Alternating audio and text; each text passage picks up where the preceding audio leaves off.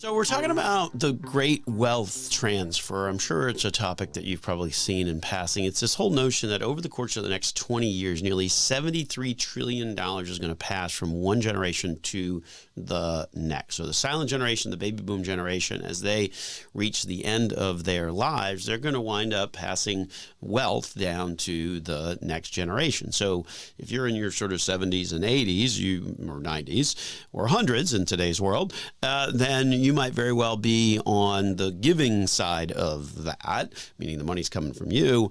If you're in your 40s, 50s, 60s, okay, then you might be on the receiving side of that. So what we're doing on the program today is sort of talking through the importance of having that conversation and really delving into what that is going to look like. Because unfortunately, 75% of the population hasn't really had these kinds of conversations. And it's certainly very important when we think about what you want that money to continue to be able to do for the next generation. So before the break, we were sort of outlining some of the things to consider when you're having these conversations. And to recap the first two, first of all, it's probably not going to be a single conversation. It's an ongoing series of conversations that you want to have on a regular basis as well.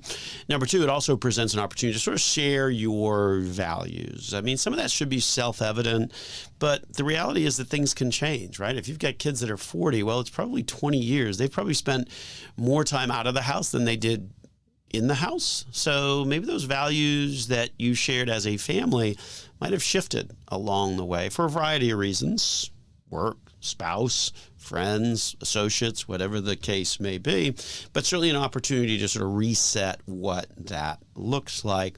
Similarly, the importance of being clear about what the plans are. Here's what's going to happen when we pass. It's equally, or it's not equally because we gave you a loan, or we gave a loan to one kid, and so that's going to adjust the numbers.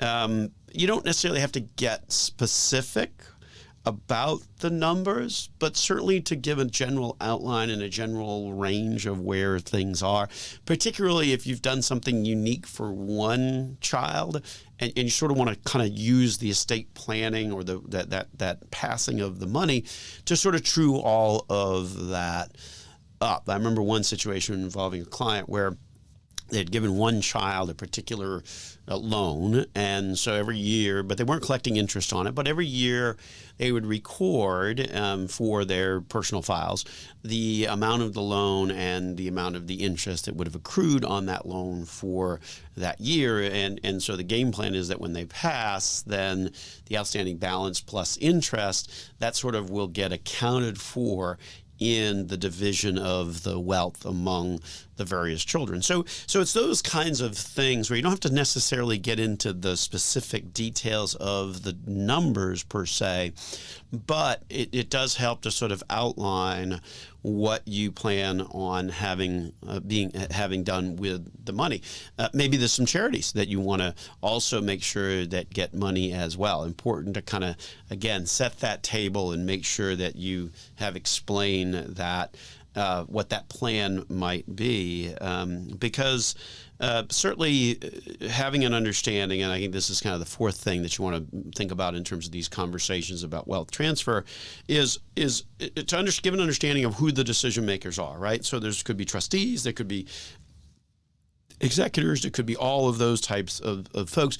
A good opportunity to also make an introduction to maybe it's the financial advisor, or maybe it's the estate planning lawyer, or the CPA, the tax preparer. Who are those decision makers are, and how do you get in touch with them? I think where the accounts are and what the account numbers, those are some things that beneficiaries often find themselves sort of really struggling for and trying to figure all of that out. One of the best approaches I've ever seen a client do is that they basically created literally like a Word document. And so for every account that they had, they listed the account number, what it was, who the contact person was, who the address was, who's the phone number, all of that. And folks, that just just having that single document, that single piece of paper or several pages in this case, that really helps the beneficiaries know what they need to track down rather than kind of leaving it more as this exercise of sort of looking for loose ends and pouring through file cabinets and the like. I'm sure you've heard plenty of stories of folks having to kind of go through all of that. And that makes it ultimately very, very hard to be able to do that on a regular basis as you're sort of seeking out, okay, I'm going through file cabinets trying to find stuff. What is the stuff that, in fact, I am looking for? And maybe you know what you're looking for, and maybe you don't. Maybe it's kind of like an Easter egg hunt. I think sitting down and creating that document really does make good sense in terms of giving that overall description and sort of a roadmap, if you will. And again, doesn't necessarily have to be specific, but having that document is certainly one of the best methods to really help make sure that the transfer of wealth from one generation to the other really goes as effectively as possible. And then lastly, as you think about the conversation to have, make that next generation part of that conversation about how the money should be spent. Maybe there's a plan for charitable giving. Maybe there's a distribution provisions in your estate plan where the next generation isn't going to get all the money to do with it as they wish, but perhaps they're going to get money over time as an income stream. All of those kinds of things would be important to involve that next generation in that conversation. Certainly, these are some pretty crucial conversations. The reality is that there is a lot of money that is transferring from one generation to the next over the course of the next 20 years. The vast majority have yet to have any kind of a conversation on that.